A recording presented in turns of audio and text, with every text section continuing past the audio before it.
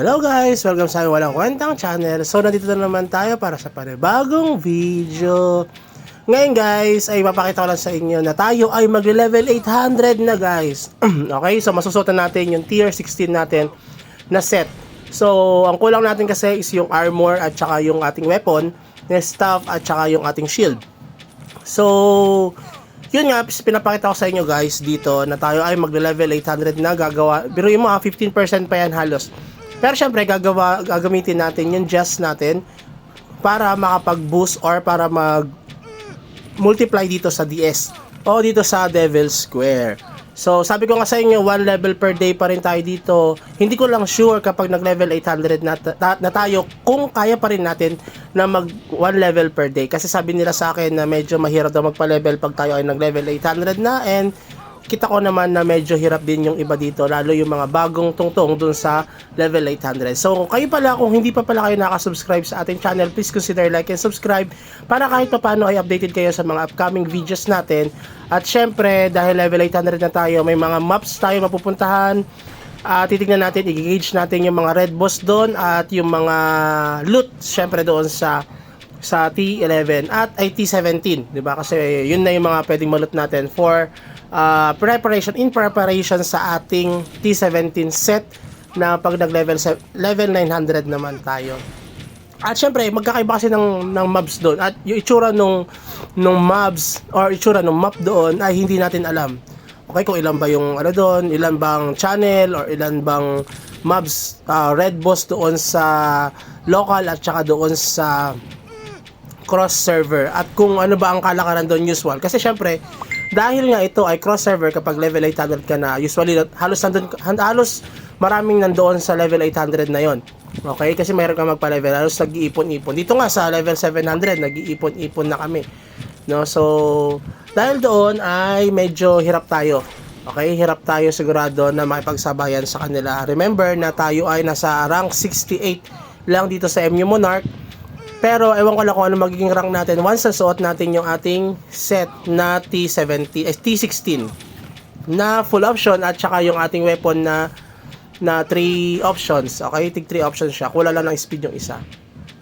So kung mapapansin nyo dito guys, no, medyo mataas na yung ating attack. Kahit pa paano mag 20,000 na yung ating attack. Syempre with buff pa rin yan. Kapag walang buff yan, 17,000. So 2,000 yung almost additional sa atin na buff. So, hindi ko lang alam kung medyo mataas na yan o sakto lang, dahil may mga nag-comment sa ating previous video na medyo mababa yung ating attack compare doon sa ating level, no? So, kasi syempre sabi ko nga sa inyo, tayo ay naghahabol, especially doon sa ating Florites. Pero, yun nga, kung mapapansin nyo kasi, baka kino-compare nyo yung character natin doon sa mga spender. Marami rin akong kilalang spender, especially yung mga kasama natin na ibang server din, no? Malalaki yung mga nagastos nila. Okay, huwag niyo masyado i-compare yung character nila sa character nyo or character ko, dahil nga syempre yun ay magkakaiba ng gastos. Dito sa character natin ay saktong gastos lang daily, at saka syempre bibili tayo ng MUC. Yung iba naman ay ginagamit natin yung ating mga dummy na character, yung mga farmer natin.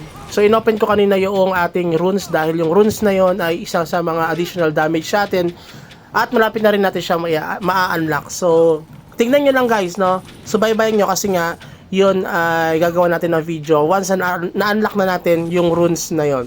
Alam nyo ba guys, tayo ay humabol lang dito sa MU Monarch dahil tayo ay nag-quit, no? Tayo ay rank 14 dito sa aming local. Tapos sa overall ay 67 tayo guys. So pero sa level hindi tayo masyado nalalayo. Siguro 60 plus tayo sa level, no? Dahil marami din talagang mas mabilis magpa-level sa atin. Nag-message na yung lalabs natin. Shoutout sa'yo lalabs. So di ko alam kung ano yung message mo, mamaya ako natitignan. Okay. So, oops. Okay. Ngayon guys ay konti na lang, matatapos na itong Devil's Square natin, no? At tayo ay lalabas na at gagamitin natin yung boost. So kung mapapansin nyo guys, 100 million ata yung ating experience dito sa MU Monarch. Ang ginagawa kasi lang natin ay nagsosolo lang tayo sa DS kasi mas mataas yung experience ko kapag nagsosolo ko, tapos lagi ko lang kiniklik syempre yung Aqua Beam or yung Aurora na tawag nila dito sa MU Philippines, kasi ay Aqua Beam yan. So Aurora, at ginagamit ko yung isa na skill ng Freya. Okay, para kahit paano ay may additional na damage or matagdagan yung ating experience kahit paano dahil nga nagbo-burst yung atin or pumuputok yung ating combo. No? So dahil doon ay mas mabilis natin napapatay yung kalaban at mabilis tayong nakakapagpa-level or nakaka-gain ng experience. Okay, so pwede nyo rin naman gayahin yan kasi medyo nakakapagod lang dahil syempre within 10 minutes ay pindot ka lang ng pindot ng Aurora mo or yung Aqua Beam. So medyo nakakapagod at nakakangalay. Pero syempre, kung gusto mo lumevel na mabilis at magpalakas, ganyan ang gawin mo, no?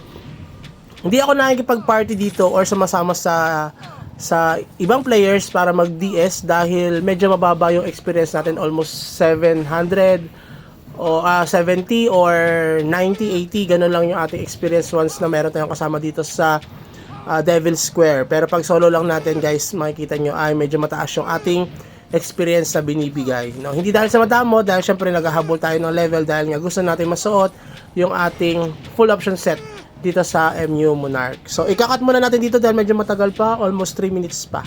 So, yun guys, kinat na natin. No? So, unti na lang yan, 2 minutes na lang ata yan. Ay matatapos na yung Devil's Square natin. No? Pwede nyo gayahin ito guys, lalo yung mga wizard na naglalaro din ng MU Monarch, syempre. Hindi ko lang sure kung pares lang ito dun sa mga MU Immortals at kung ibang pang mga MU. No? So ito guys, itong video natin, intended talaga ito para dun sa mga reference and guidance. Or guidance na rin. Para dun sa mga players natin na wizard. At syempre sa ibang mga players naman dyan na kahit pa paano ay gusto ma-update doon sa mga changes dito sa MU Monarch. Dahil nga may mga changes dito, may mga updates din dito na siyempre minsan hindi ko rin alam. So, nalalaman ko lang doon sa mga ka-guild ko. No, so, kung mapapansin nyo, tayo ay malapit na mag 88% na guys. Malapit na mag 800 pero gagamitan nga natin siya ng boost. Magka-craft tayo after nitong DS para masuot na natin yung ating set. So, yan na guys. Tapos na ang Devil's Square at yun naman ay ika-craft natin yung Super Devil Square. So, okay, pipili tayo ng Ethereum 1. Ba? Ethereum Orc ba yan ang tawag? So, 25 just yan, no? Almost 100, 200 ata yung nagkasos natin dyan. So, tining! Tayo ay level 800 na! Okay, so suotin natin yung ating set, no, na nakatago, armor at saka yung ating weapon. Okay, screenshot lang natin para meron tayong pang thumbnail. So, susuotin na natin. May mga nakabang tayong mga weapon dyan. So, susuotin na natin yung mga dapat na suotin para kahit paano ay tumaas yung ranking natin.